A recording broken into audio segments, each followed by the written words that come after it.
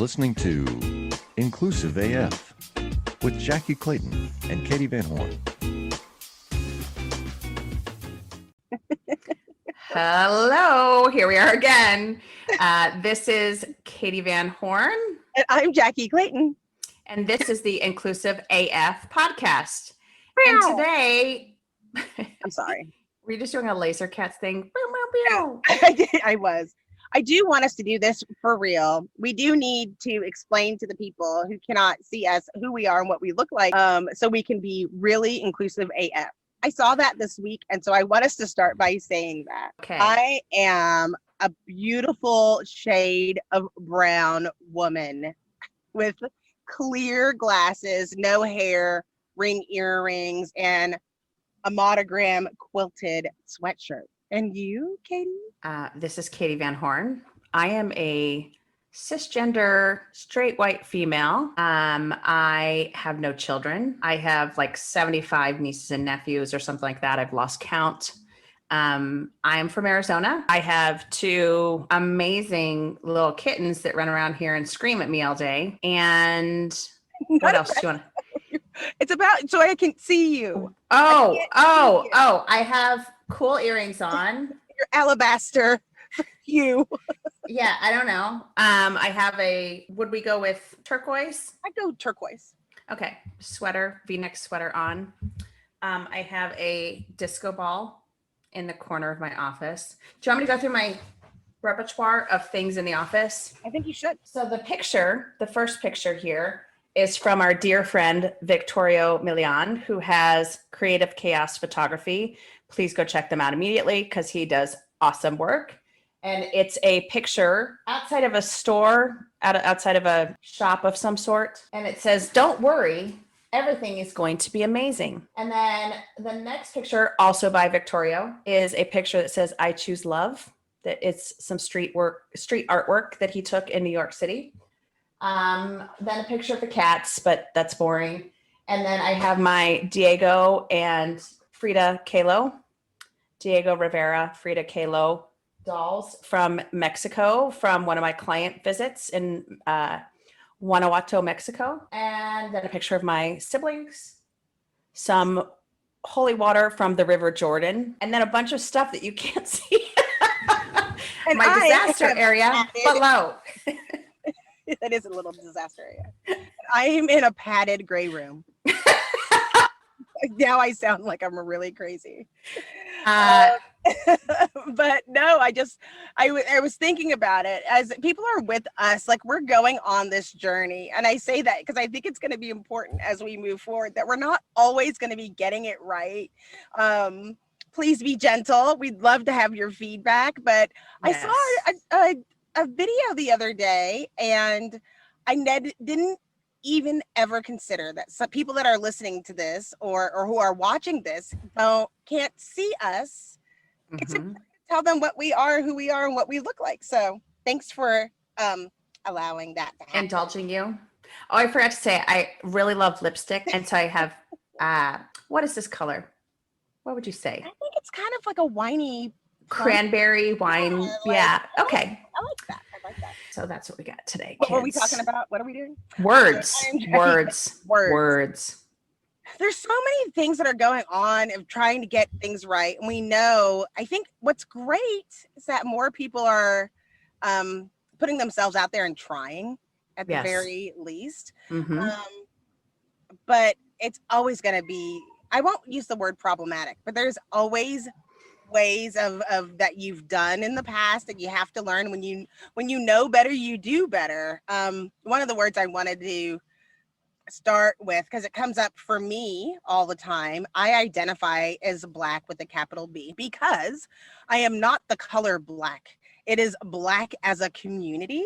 I feel like African American takes away from my Americanness and tries to like make me a subset of the American people, but I'm an American. So I prefer Black. Some people prefer African American. And then some people just don't even know what to say. right? Like Yeah. they make an assumption. And I think we're seeing that a lot with like the Latinx community. Some people go by Hispanic, some people go by Latin. People do have various preferences, and we might not always know what we're gonna do, but we try. I mean, I think it's part of the communication. What's words that stand out for you right now? So you just mentioned like the Latinx, Latino community. And I recently read something around the fact that even that word can be problematic, and because it is based in a kind of Eurocentric Latin language versus using Chicano, Chicana, That's right. and or the actual country of origin. So hey, I'm Ecuadorian or whatever that might be. But I also think there's so many things with language that we could talk about, and I want to be really thoughtful. So we're kind of going with like kind of race and ethnicity right now, and even let's talk about African American, because I think that's one. African American, Black, Brown, all of these things that folks are using to identify themselves. The piece that I think is important, and you kind of just said this yourself, it's everyone is different in how they want to be identified and what is comfortable for them. And I think part of this is it's a discussion, and like you just said, we're not always going to get it right, and we're not always going to know. And that's where kind of that assuming positive intent comes into play. But on the flip side of that, and we talk about this quite a bit, is assume positive intent, but also understand the impact of your words. That's and right. So asking the question is important. So we just did kind of Black and Brown. I think another one that comes up is, and hopefully everyone knows this, because I think this one is so offensive that hopefully people know just not to use it. But when referring to Asia Pacific Islander, that kind of area of the world, using the word Oriental is not okay. Oriental or rugs and dolls. Yeah, not okay. And then I think there's, I shifting kind of to some of the different dimensions of diversity. When we talk about like socioeconomic class, there is and I am totally an offender of this one in the past, where I would put on a white tank top, a ribbed white tank top, an undershirt, whatever you want to call it. And the reference was a wife beater. And, and I think that's something that I grew up with, and it was acceptable, and it is not in any way, shape, or form. Katie, let's be super clear. I like the way you come to confession with her. How many Hail Marys am I going to have to say after this episode? Father right. Jackye, how many Hail Marys, how many Our Fathers? What other words can you think of that, have maybe been acceptable in the past from a socioeconomic?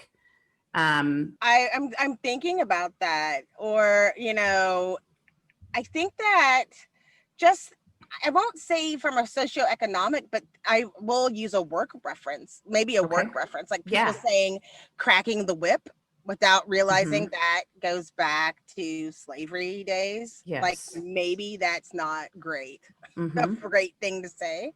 And I think I'm trying to come up with some other ones. I think even like military references are one, like having a boot camp, or having these different terms that are used. War on talent. Yes. Or ninjas, or we've got to take this hill. Things like that are said kind of common language. There's sports references like that too, though. And it happens all the time. And this is like, it's a genderized thing. I will tell you that part of the reason that it's so important is that we all are trying to bring our authentic self, and you don't know what's going to trigger somebody.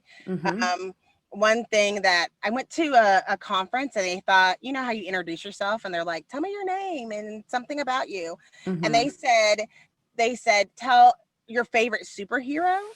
And I said, I never identified as any superhero, like the one that you identified with. I was like, there was no Black women superheroes. So I never found any of it interesting.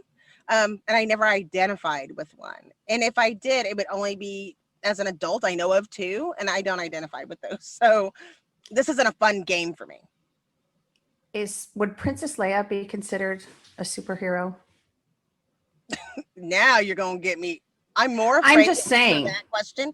I talk about race all day, and I talk about ethnicities and genders and disabilities, but I'm more afraid of answering that question. Well, I just asked because that would really be the only one I could think of that I would ever been like, yeah, she's neat. I just don't want to offend any of our comic.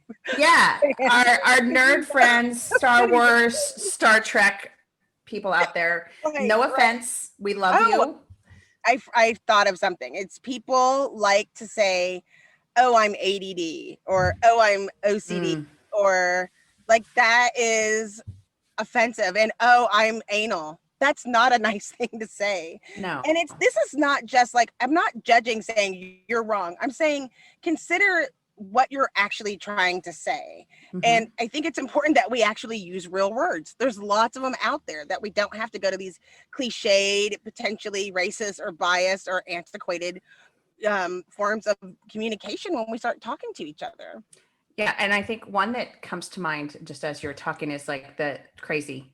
It's so crazy. This project is so crazy. And instead saying, hey, this project is chaotic, or this project is super hard and really complicated, or whatever it might be, because the term crazy, of course, for folks with mental challenges, that can be something that can definitely be offensive and can be hurtful.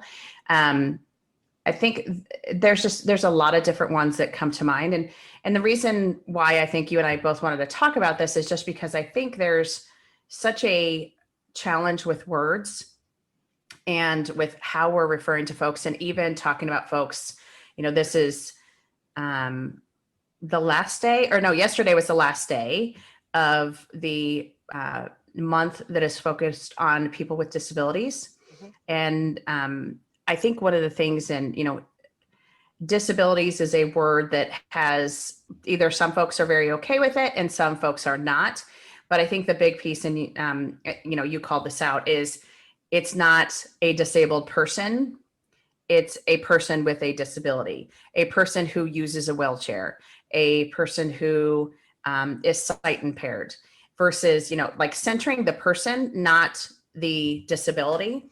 And then I also have heard, using the expression or the term differently abled, because it's also, thinking about in regards to like saying disability, there's always there's a negative just by using dis, in that, if we want to start breaking down words even more so, because I'm a nerd and I love words.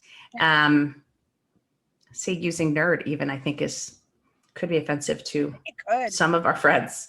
I think we do it a lot. Like, I think it's like legitimate, something that you have to work on, and you have to be very intentioned. I know you and I, we use the word crazy all the time. If we went back and listened to all of our podcasts of how many times we've said crazy. I don't anymore. I don't. Are you challenging me? No, I'm being very serious, because that is one of my kind of a trigger word, if you will, that like, if I hear it, it gives me pause and I want to correct the person, because of the fact that I know like that one is one that I don't like to use. But in the past, yes, I think you have heard me say that. I might have, but I mean, I used to use the word minority too. Like, and I'm like, oh, it got called out on it. And like, there's lots of things. Why shouldn't you use minority? Well, number one, it's not the minority. Like, people would like to think that. And number two, it's because it's not minor. They're treating these people as minor and making them smaller than, which gives the implication that they don't count. Because it's the majority rules, right? So if you're part of the minority, then you don't count. Automatically, instantly, you are negated. It's almost like, since you're not part of the major group, then you don't get a say. Right. And I think that also goes back to just kind of some of the Eurocentric language that we all have grown up with, and have, like, that is ingrained in us, regardless of how you grew up, that Eurocentric language, that Eurocentric white dominant groupthink, that's the law of the land. That's the standard. And anything different than that is less than or minor to. And so I think that's the other piece, that it is very interesting when you start to just think about every word that you use every day. And this isn't, we're not trying to get people to like go down a rabbit hole. Crazy. Like I don't like when people. I'm sorry, you don't want people to do what? Oh, go. I don't know what word to use. I'm just gonna stop talking, Katie. But that's what people do. Yes, that's exactly what people do.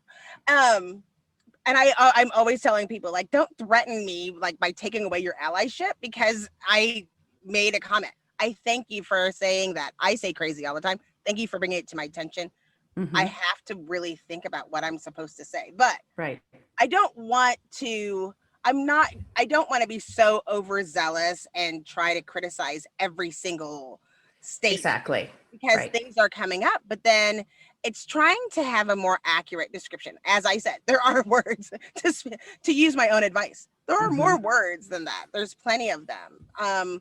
One of the things that I think is interesting, we were talking about like the colonization. I think it's interesting how we were like, okay, we want to be diverse, or then it was like, okay, diversity, inclusion, and diversity, equity, and inclusion, diversity, equity, inclusion, and belonging. Then to anti-racist, then we're getting into, and a lot of this has happened in 2020 that we've seen it just go very fast. And then it's like decolonization and all of these things that people don't even realize. And I think what's great is that when we do start thinking more about it, it helps us figure out what the work that we have to do, because it's not just not calling somebody disabled. It's realizing that we're part of this system that includes the language. Right. And one thing that makes me really sad when I'm talking to white people is when they say, I'm just white. And it makes me sad because nobody is just white. When you ask people, what is your culture? Of course, I'm from Texas. So in Texas, they say I'm Texan, which is the Texan equivalency of I'm just white. I'm not white, I'm Texan. Oh yeah, sorry. But like this system that we're a part of is happened to all of us. And there are more words than that. We have to get away from language that comes off as a label instead of an adjective, I think. Right.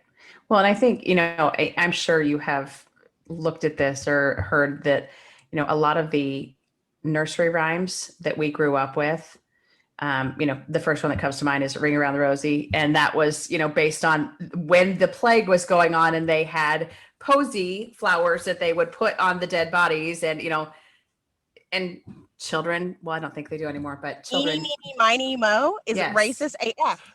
Right. People Indian style.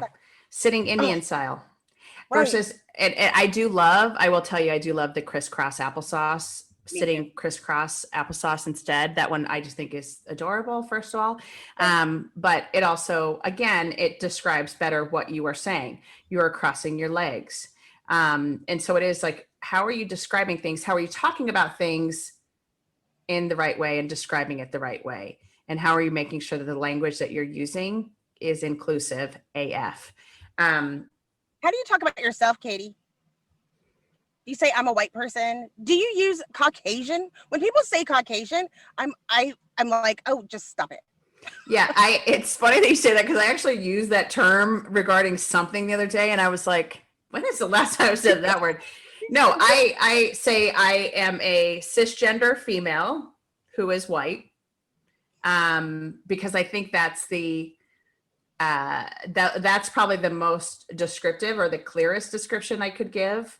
Right. I have luscious brown hair that is half straight today and half curly today because Jackye made me rush in getting my hair done. Oh, I know. I was just like, because she's like, I don't have to do my hair. Hey, fine, I'm done. But yes, I did have a moment this week that I was like, maybe I'll just shave my head like Jackye and we can. You should. I know. How easy would that be? Although I don't know if you have the perfect head for it. I don't think I do. You might. I think it would be not okay. Only one way to find out, people. I did not know. Oh, Olive's like, to say hello. Back to what? Yeah. fun scene. Yes. So I just always wondered, like, why do white people say I'm just white? What do you know? I don't think like that's never struck me as something that people say other than like right now. And I mean, I think you and I have already talked about this, that it is why are you, a straight white woman, doing this work? And that one, I get that question. And so I think that might be why the just comes into play. But I also, the term just for women, I struggle with, because we just a lot of things, and that word just kind of, it minimizes it. And so it's exactly what we're saying. Like, I'm just white. It's minimizing the fact that I'm white, and that's one of the ways that I identify, but there are so many other ways that I identify. And I think that's also, again, that kind of goes back to that diversity piece, like the perspectives, the experiences that we've had that make us different and diverse, because I think that also, we have that inherent diversity, what we're born with. But those perspectives and those experiences are kind of what adds to who we are. So I don't just anything. Yeah. But do you know your history? Like, have you done like ancestry DNA? Do you know where you come from? Well, let's be clear. I have not. Cecilia has, my mother. Okay. So when I was younger, I was probably 4 or 5. She had, that butcher paper. Yes. Those rolls of paper that teachers used. She was a teacher. So she has mapped out our history, our family tree, whatever you want to call it, for her side of the family, back to Ireland. And so when they came to the US, they became the Ties, Tighe. In Ireland, they were the Oties, I believe. So O''Tighe. For the Van Horn side, I mean, Maryland, like we were in Maryland for a while, Pennsylvania. Obviously, it's Pennsylvania Dutch. When I go to Germany, they all think I'm German or Dutch, which I'm totally fine with until they start speaking to me in a different language. And I'm like, no, I'm from the US. We only basically usually know one language. So we are the unfortunate product of our country where languages are not as important. But I'm working on it. Have you ever been to a webinar where the topic was great, but there wasn't enough time to ask questions or have a dialogue to learn more? Well, welcome to HR and Payroll 2.0, the podcast where those post-webinar questions become episodes. We feature HR practitioners, leaders, and founders of HR, payroll, and workplace innovation and transformation, sharing their insights and lessons learned from the trenches. We dig in to share the knowledge and tips that can help modern HR and payroll leaders navigate the challenges and opportunities ahead. So join us. Why? Who? Tell me. I asked because we've been doing all of this work, and we do all this stuff so that people can understand the various groups. And a lot of the organizations that are trying to be diverse to invite others that are non-white to come work there, or non-male. I mean, we don't use that description yet because it's just too soon. It's just too much. It's just too divisive to say, hire someone that's not white male. And a lot of times that's what people are doing.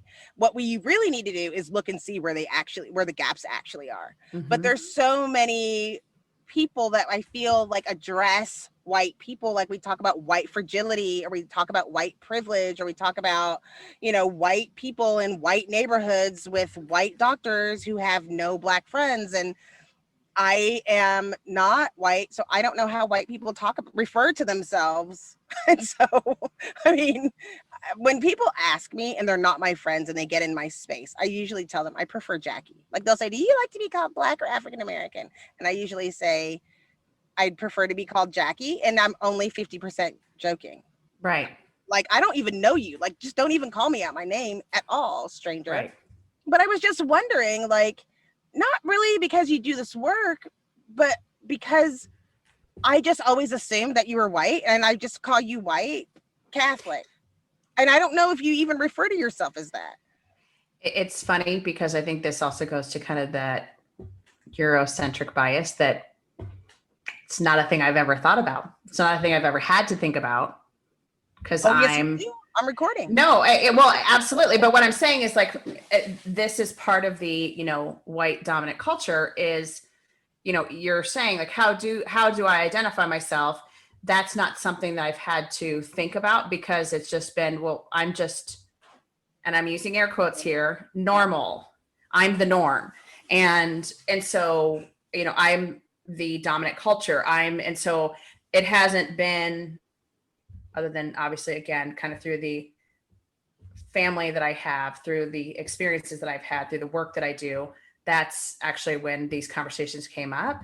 But yeah, I mean, I think for most white people, it's not even a thought.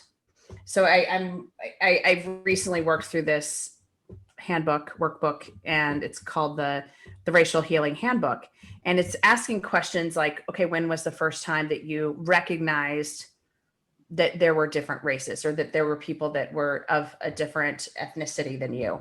And, it's asking some of these questions, and they talk about the fact that for a lot of white people, it's not even something that they've ever truly sat back and thought about because they haven't had to. Well, we're going to come to an answer by the end of this podcast of how we're going to refer to you, besides Katie. Katie. I think Cool. Katie might work. Aunt Katie? Well, I found something really, I like Aunt Katie. Auntie Katie? Something that was really weird. I was in this equity class, and I've talked about it on the show before, where it was equal race blend, equal age blend, equal gender blend, which is very hard to put this class together. Mm-hmm. Very expensive. The city put it on because the city wants to be inclusive AF, my little town of Waco, Texas. And what was interesting is that we went around the room and they asked people how they identify, what is their background, and what are they most proud of for their history and their background. Mm-hmm. And for all of the different groups, regardless, they said things like pride, my family, the dances, the food, the this. And then there was one white guy that he's like, when they talked about what makes them proud or whatever, and he said, or what you like about however you identify. So if you're Black, Mm-hmm. what do you like about being Black? And if you're white, what do you like about being white? And there was only one guy that said anything about his whiteness or things that he liked about being white. And everybody else either was, like you were saying, like they said, I never had to think about it before. Mm-hmm. There were some people that, because by this point, it's the end of the class, were like, I don't have anything to be proud of, which I felt really sad. Yeah. And they didn't, and I figured it out, or I came to a conclusion. I can't say I figured it out. I don't know. We're learning on this journey. We learn stuff every day. Right. But what I meant was that I came to the conclusion that a lot of this could make it more inclusionary if we asked people to do the research to find out who they are, to Mm-hmm. present themselves as they are. I mean, I know that I have this like high pitched voice, low but high range of voice that can like get in people's ears, and it sounds like a valley girl. And I'm really loud and I talk really fast.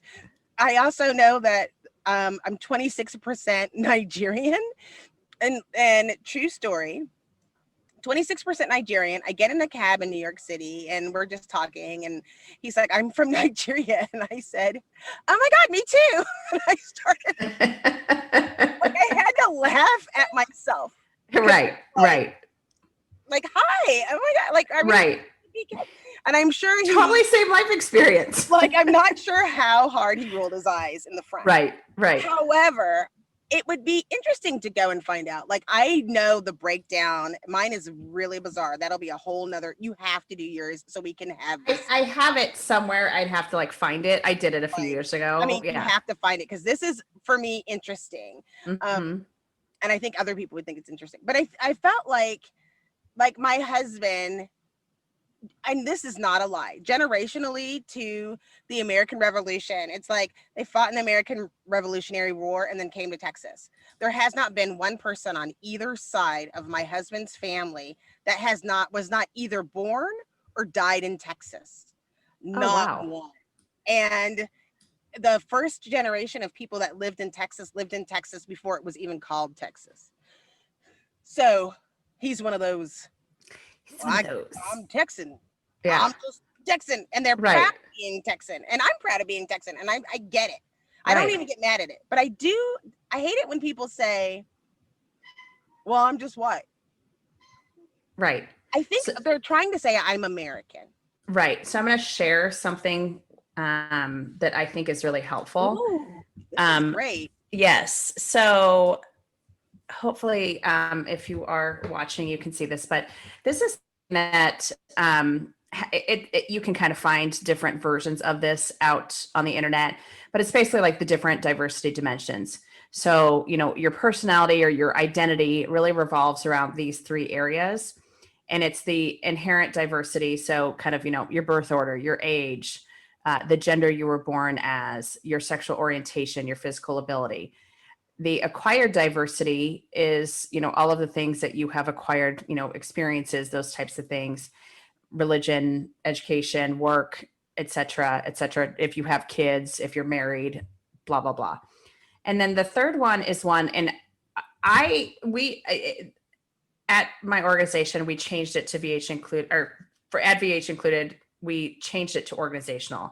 But this was something that, it's kind of the at work, how do you identify?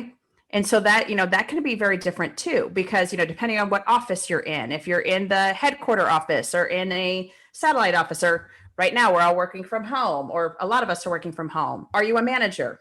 What department are you in? All of those things, all of these pieces make up who we are in the workplace. And I think it's really important, to your point, to kind of sit down and have folks think about these different pieces.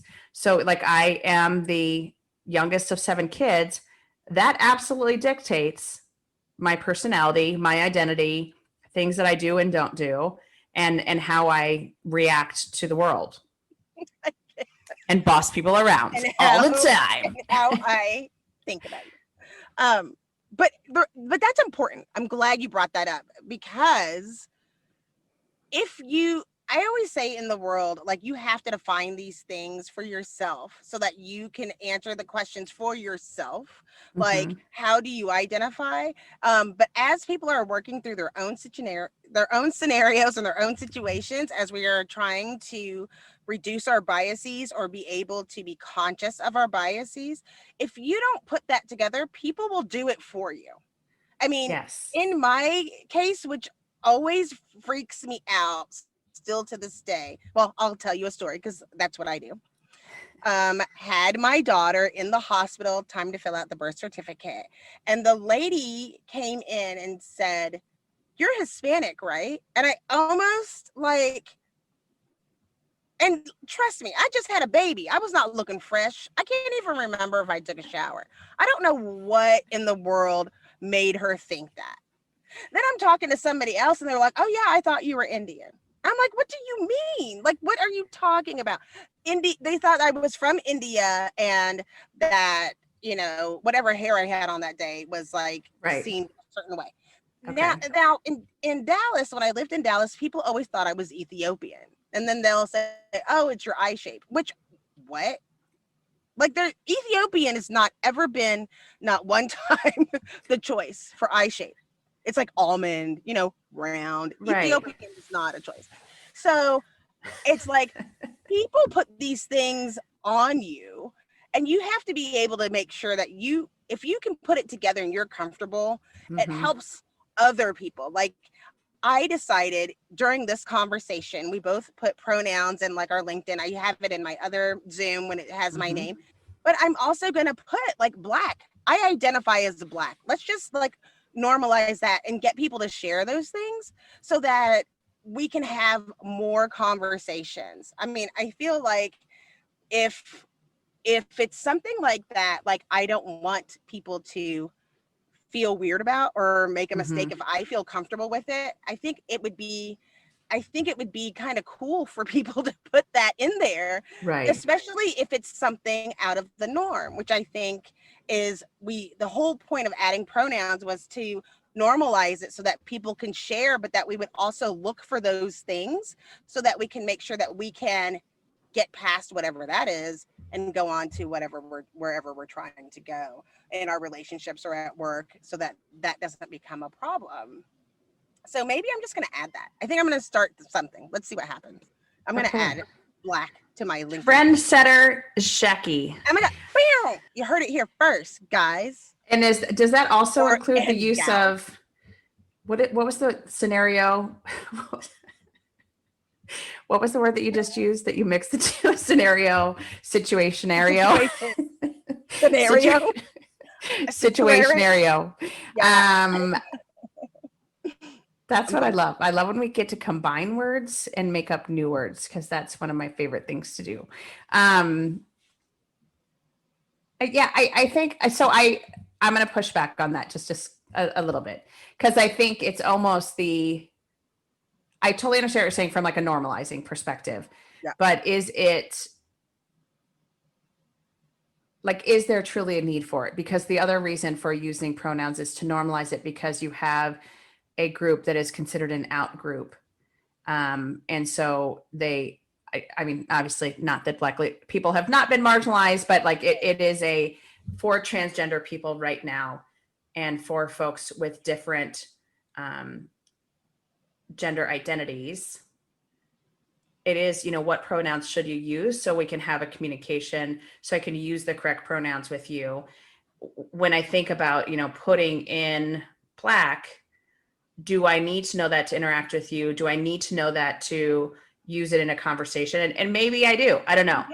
And the Latinx community, because a lot of times the reason that some groups have identified as Latinx is because Latino is reference of male, Latina is reference of female. Mm-hmm. People are like, I'm non-binary. And so they use some of those things. And it is important as you get to those things. And the reason is because I need you to know that, especially because people say, oh, I don't see color or whatever. I need you to know these things going into a conversation with me.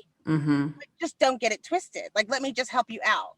Because it's important, because it is. I can understand why it might not seem as important when you know somebody and you're like all in, but when you don't know somebody, I need you to know this is me, and I need you to recognize those things as you have the conversation.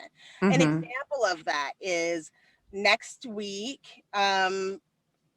I was talking to an organization, and diversity recruiting is kind of my thing. And as we're talking to people, like, I made a suggestion to a group that they might consider next week sending a text message out before reaching out directly to people next week.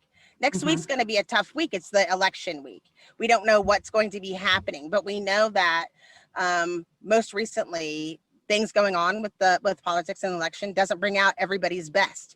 And so it might not be the time to ask somebody if they want to go into the group situation where they don't have a diverse population and they would like to start that now. Like, it might not be a good week for that.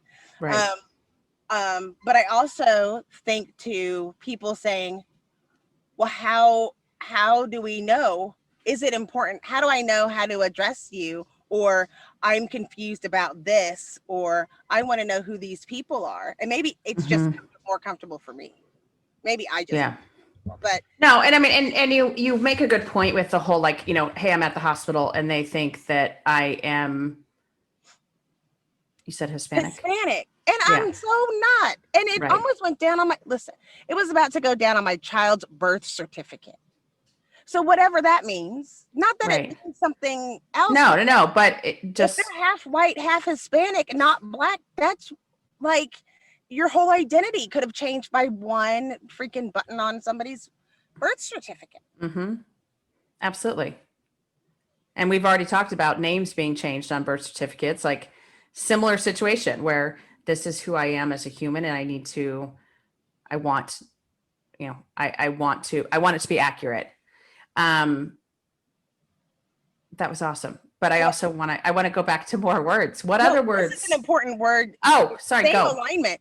if you're familiar with Matt Charney. I am.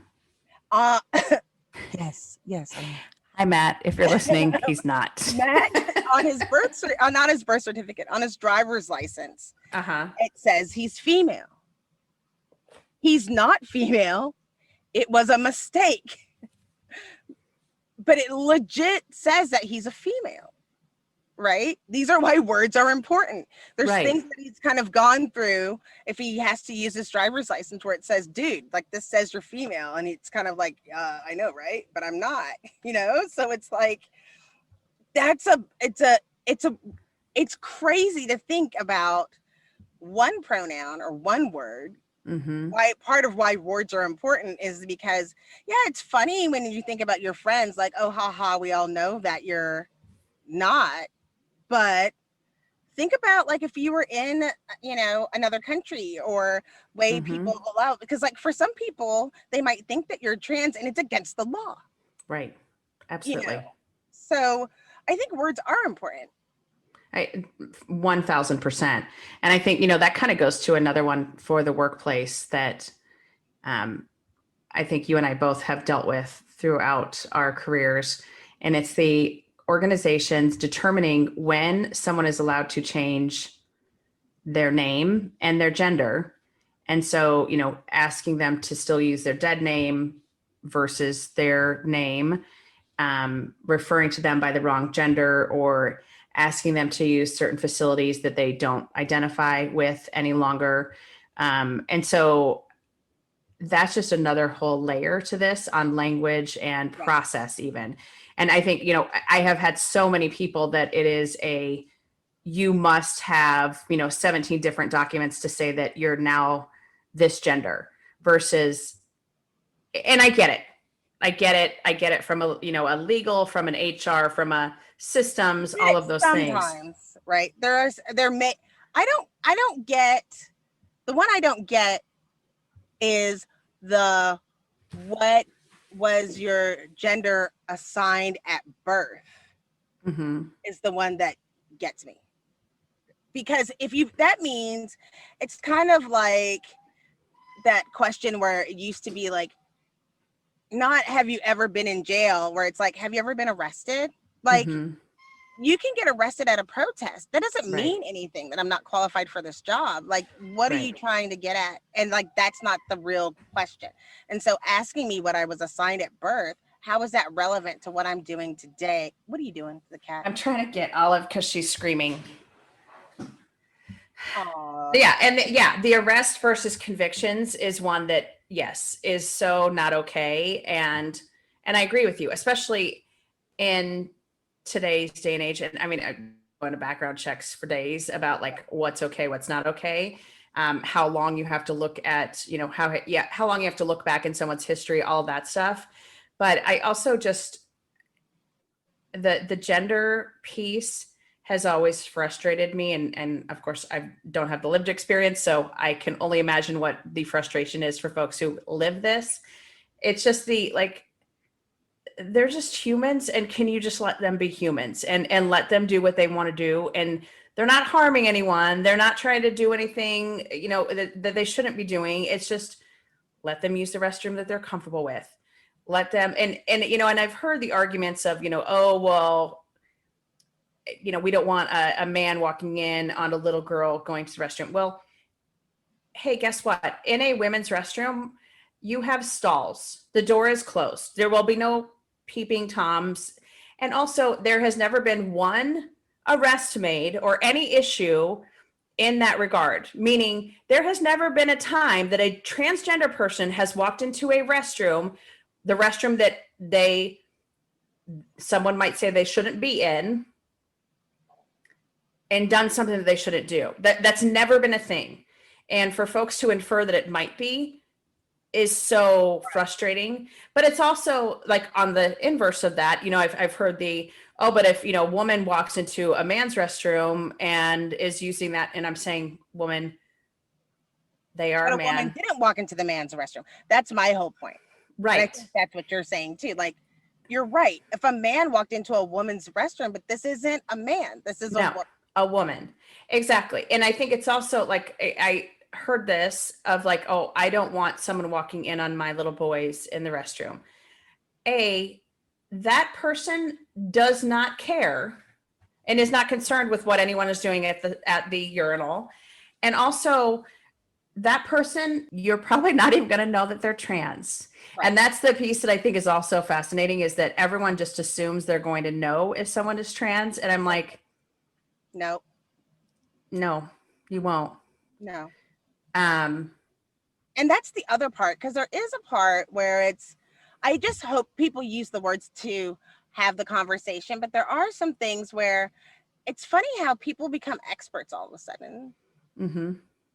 Of areas where they're not. I mean, I'm glad that people are open to having the conversation around language. On the one side, we're saying it's just words. On the other side, I mean, that's how wars are started, right? Absolutely. And I think, I mean, even, this conversation, I'm kind of in the back of my head going, you and I aren't qualified to talk about some of these things. And we need to have someone on that should talk about these things and has that lived experience. And obviously, and we will. Yeah. And I'm talking about the LGBT, the transgender stuff specifically. Yeah. But I think that's something that we need to dig in on. And I think it would be interesting for folks. Leading a growing business, it's like building a plane while flying it. Team building, decision-making, and scaling all at once. At CPO Playbook, we get it.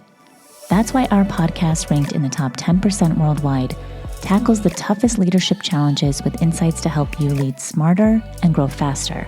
Tune into the CPO Playbook podcast, because leadership doesn't come with a manual, but we're pretty close. What other words? What other things? And I'm trying to think also like workplace. Girl, I have a bad one myself. I do this a lot. What is it? I refer to people as girls. I refer to myself as a girl. And it feels weird to say woman. If I don't know the person, then I refer to them usually as a woman or young woman. But sometimes I'll say, it's like me and the girls or girls' night. And I sometimes stop myself and wonder if that's problematic for some people. Well, it is, because I don't know. I can't remember who. I think it might have been Cool in the Gang. Oh, yes, it's ladies' night. And I feel it right. Oh, yes, it's ladies' night. Oh, what a night. Oh, what a night. Not girls' night. So FYI, ladies' night it is, folks. No. Or what about the Mrs. Ms.? Yeah. You refer to yourself as Ms.? Well, I believe, and I could be wrong here because I am not a dictionary, but I believe if it's MS period, that's referring to someone who was married at one time and is no longer married. Are you serious? But I could be wrong. If you have not been married, then it's MISS. Really? I think, yeah, but don't quote me on that. Like, hey, if you're listening, don't listen to anything I have to say. Delete, backspace, backspace. Okay, so no. Let's see. Miss, Mrs., and Miss are not interchangeable terms. Thanks, Grammarly. MISS is a title of respect for unmarried women. MRS means married or widowed. Okay. MS is people began to use MS in the 1950s as a title of respect. Unlike Miss or Mrs., it doesn't indicate a woman's marital status. The title became popular during the women's movement of the 1970s because Ms. seemed a suitable equivalent of Mr., a title of respect for both married and unmarried men. So to answer your question, I'm going to start referring to myself as MS period. Title of respect. I want the respect. Period. I'm like, nice. Not your business. And I also put MS period is none of your business. Can we start that? NYB is my whatever. None, yeah. None, yeah.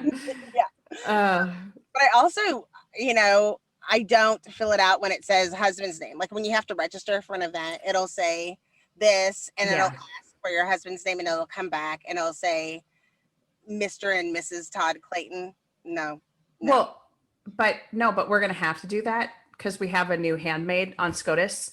So we will Girl. be, yeah, you will no longer be Ms. Jackye Clayton. You will be the wife of,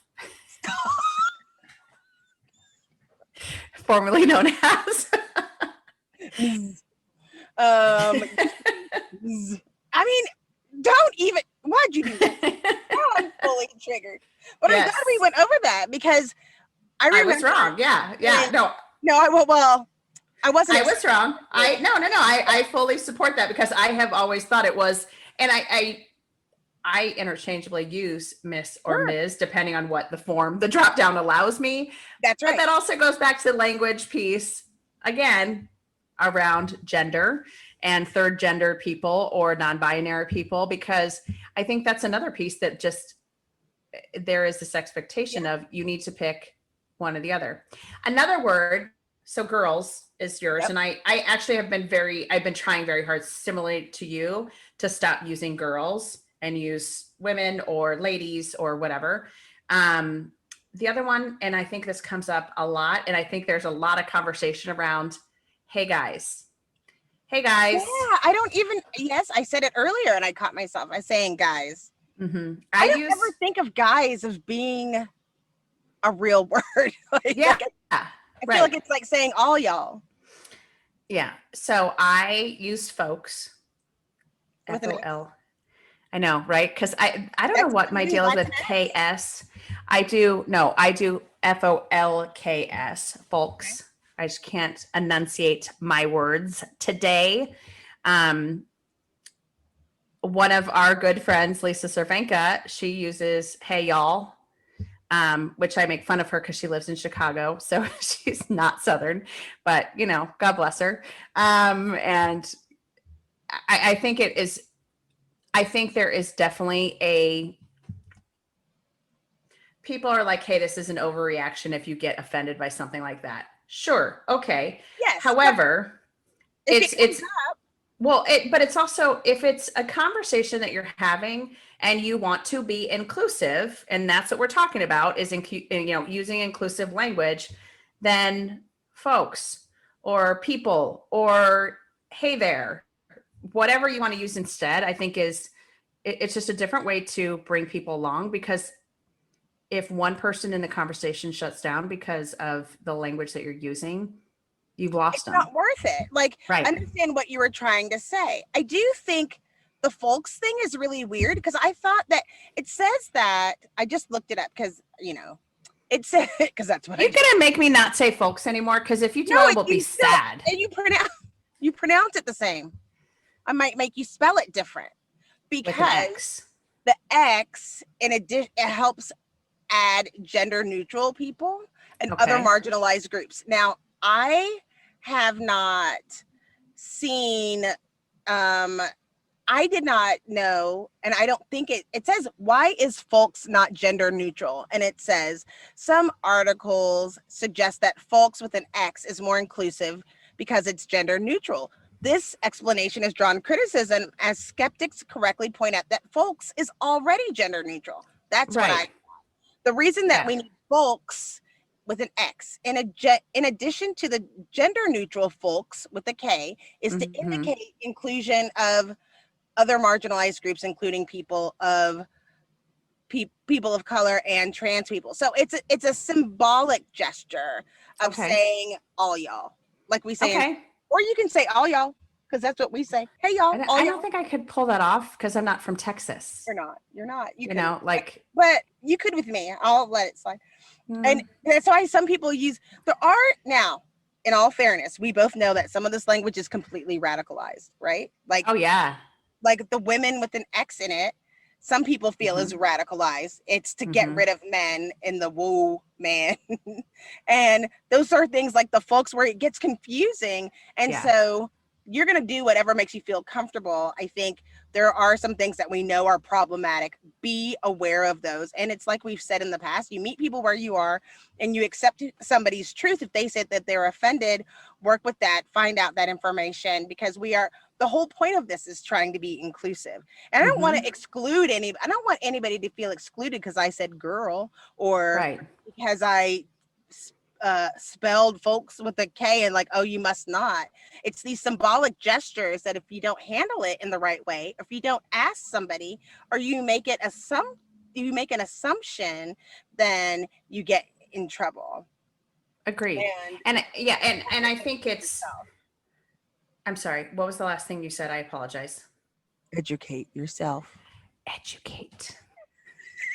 That Sorry. should be your nickname. Well, no, and I apologize. I spoke over you. That was not my intention.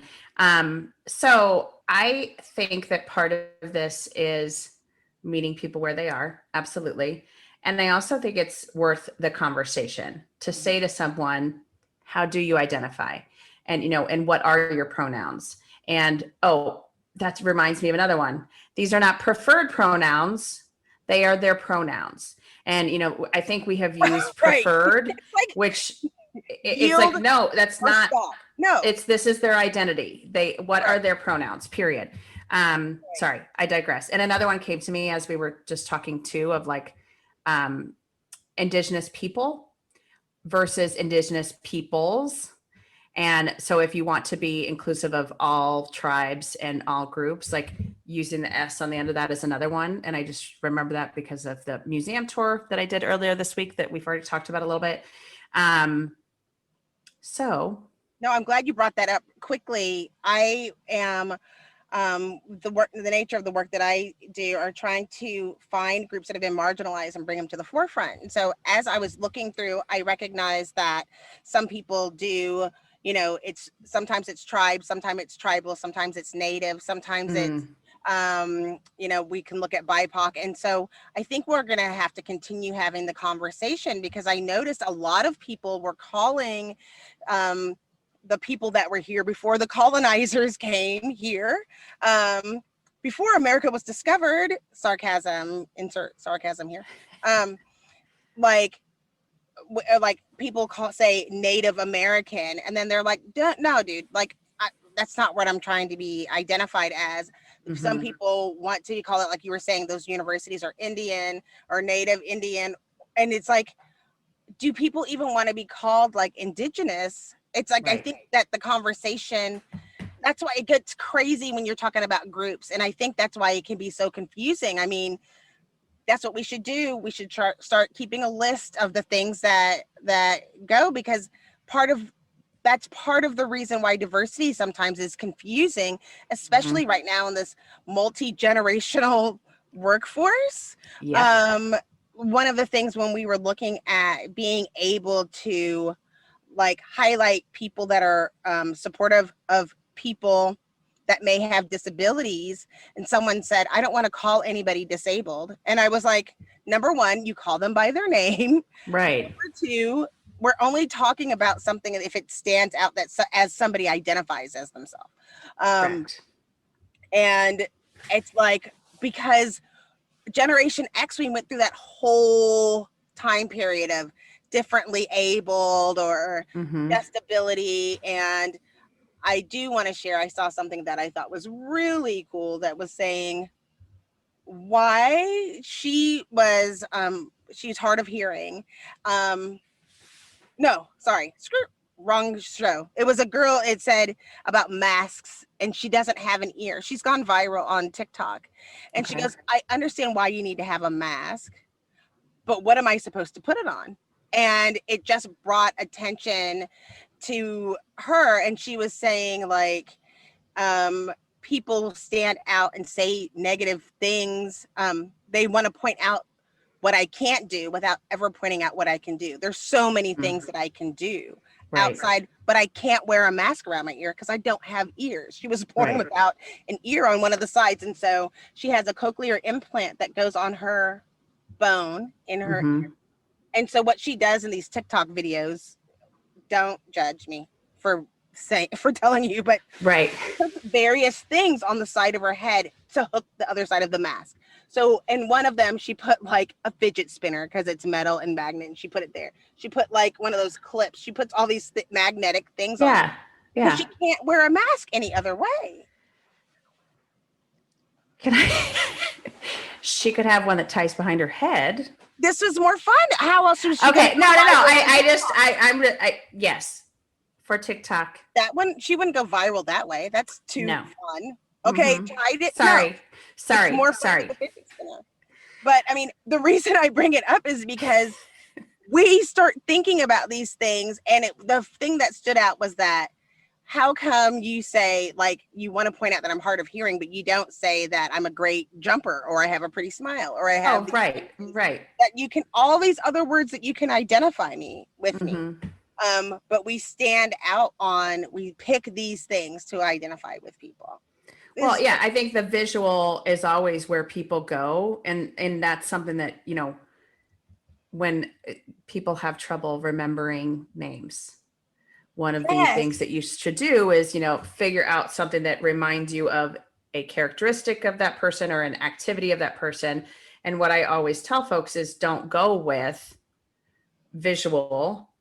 Go with, like, well, what do they do? Oh, they're the program manager, or oh, they're the engineer, or whatever it might be. And it's just because, like, we have to start thinking about different things to identify folks as, where if you have 2 Indian women on your team and you're interchanging their names, that is not okay. And so what are other identifiers? What are other ways to determine who's this person versus who's that person? And how am I going to remember this?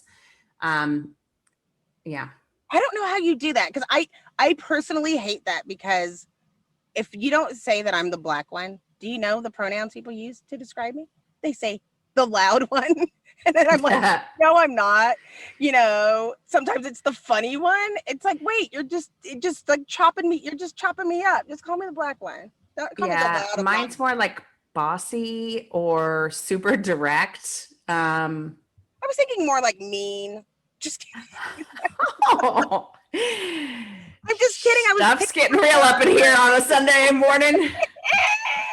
Actually, I guess Sunday afternoon. All right. Hey, so Jackye, I'm going to ask you a different question than what I normally ask you at the end of the episode. Ooh, I'm excited. Who is your favorite person to be following on social media right now, and why? And I can go first if you are not, if you need a minute. First, because I got to find out the name. So I'm going to name 2. One is super fun. It is, and I'll just spell it out for you because I don't really know how to pronounce this, but it's XON. So XON, and then ECOLE.